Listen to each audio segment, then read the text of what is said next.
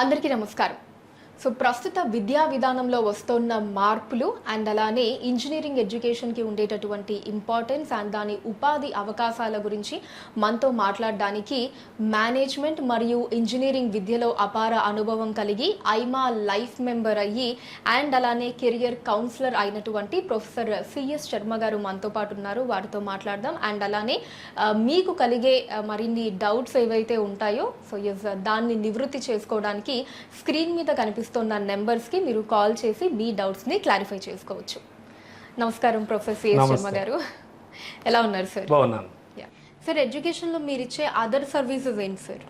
Education అంటే other services అంటే మనం ఇచ్చేది మెయిన్ ఇప్పుడు ఇంజనీరింగ్ ఎడ్యుకేషన్ చూస్తున్నాం. మ్యాక్సిమం కొన్ని టాప్ యూనివర్సిటీస్తో మనం మాట్లాడుతూ ఉంటాం వాళ్ళతో. సో ఆ యూనివర్సిటీ అడ్మిషన్స్ కొన్ని చూస్తూ ఉంటాము. అట్లానే దీంతోపాటు మేనేజ్మెంట్ ఎడ్యుకేషన్ చూస్తాం. మేనేజ్మెంట్లో కూడా కంప్లీట్గా బిజినెస్ స్కూల్స్ చూస్తాము. పీజీడిఎం, ఎంబీఏ ఏంటి దాని అడ్వాంటేజ్ అవన్నీ నెక్స్ట్ మనం ఆల్రెడీ మనకు కొన్ని వీడియోస్ ఉన్నాయి, అందులో చూడొచ్చు పేరెంట్స్. సో అవి చూస్తాం మనం. 100% ప్లేస్మెంట్ ఓరియంటెడ్ బిజినెస్ స్కూల్సే చూస్తాం మనం. ప్లేస్మెంట్ కాలేజెస్ సజెస్ట్ చేయము. ఇంజనీరింగ్లో కూడా అంతే. ఆల్మోస్ట్ క్యాంపస్ ప్లేస్మెంట్స్ సెలక్షన్స్ బాగా ఉంటేనే మనం సజెస్ట్ చేస్తాం, లేకపోతే చేయము.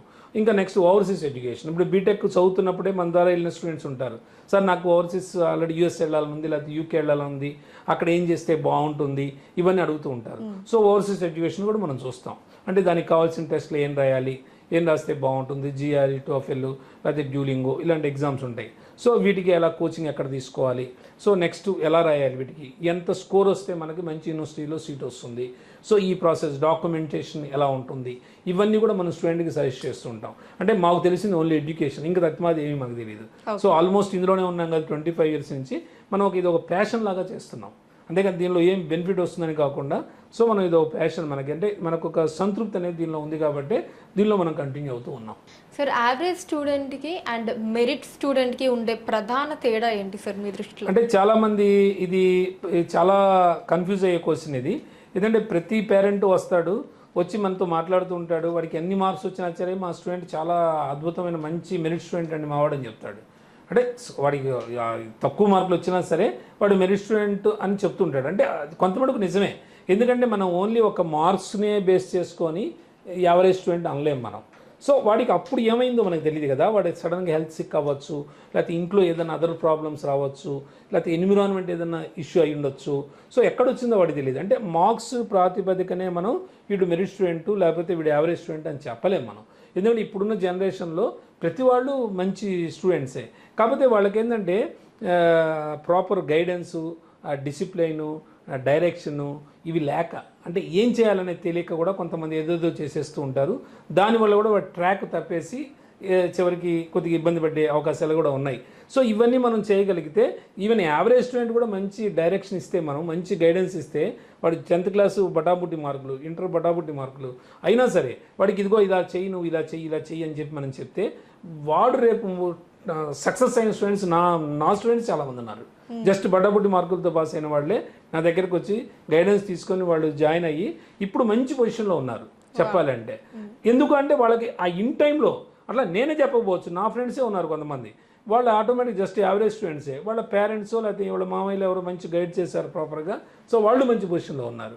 సో ఎందుకంటే నా ఉద్దేశం ఏంటంటే ఆ ఇన్ టైంలో ఇచ్చే సజెషనే వాడికి చాలా వాల్యూ. సో వాడు చదివేదానికన్నా మనం ఖర్చు పెట్టేదానికన్నా ఆ టైంకి మంచి సజెషన్ ఇవ్వగలిగితే వాడికి ఇదిగో ఇలా చెయ్యి, ఇలా చెయ్యి అని మనం చెప్పగలిగితే ఆటోమేటిక్గా వాడి కెరీర్లో బాగా ఫ్లోరిష్ అవుతాడు.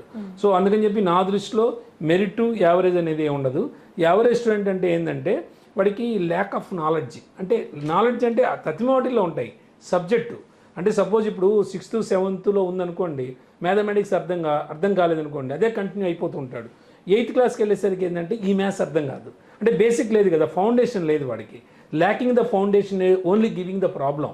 సో ఈ ఫౌండేషన్ ఉండదు. సో 8th అలానే కంటిన్యూ 9th 10th వచ్చేస్తాడు.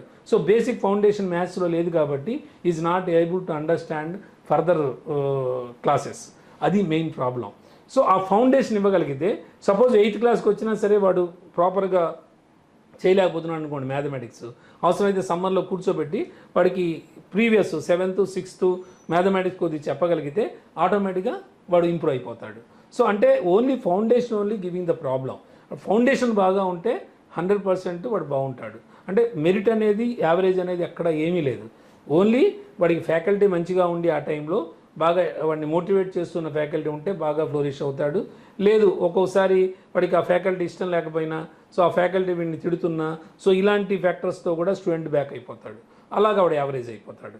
సో అందుకని నా దృష్టిలో యావరేజ్ అని లేదు, మెరిట్ అని లేదు. సో కొద్దిగా వాడికి ఇన్ టైంలో మనం అలర్ట్ అయ్యి వాడికి సజెస్ట్ చేయగలిగితే వాళ్ళు బ్రహ్మాండంగా ఫ్లోరిష్ అవుతారు కెరీర్లో. సార్ మీరు ఈ రంగాన్ని సెలెక్ట్ చేసుకోవడానికి గల కారణాలు ఏంటి అండ్ దీనివల్ల వచ్చేటటువంటి అడిషనల్ బెనిఫిట్స్ ఏంటి సార్? అంటే దీనిలో ఉన్న ఇప్పుడు చాలామంది టీచర్స్ మనం అడిగితే ఏమంటారంటే టీచర్స్ ఏందండి టీచర్స్లోనే ఉన్నారు, మీ శిష్యులే చాలామంది టాప్ పొజిషన్లో ఉన్నారు అని అడుగుతూ ఉంటారు.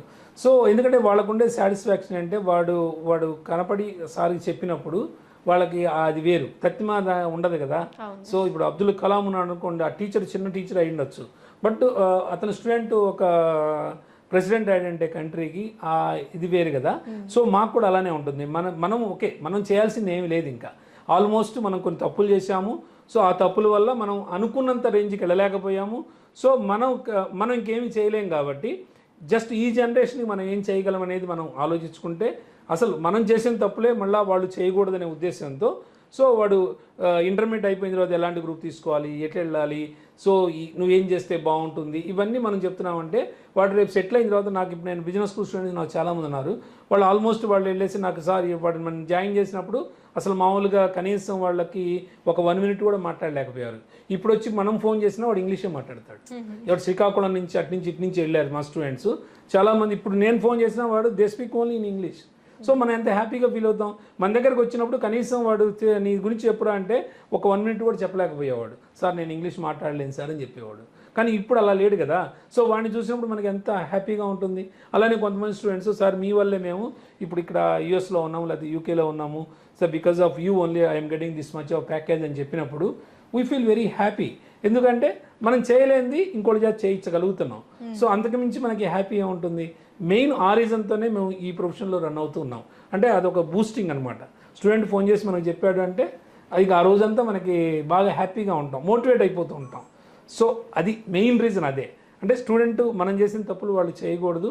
సో ఆ ఇన్ టైంలో మంచి సజెషన్ ఇవ్వాలి, వాడు బాగా మంచి ఫ్లోరిష్ అవ్వాలి. సో ఇదే మంది యాక్చువల్గా మా పిల్లలెంతో మా పిల్లల కన్నా ఎక్కువ ఇంకా ఆలోచించి వాళ్ళకి మేము సజెషన్స్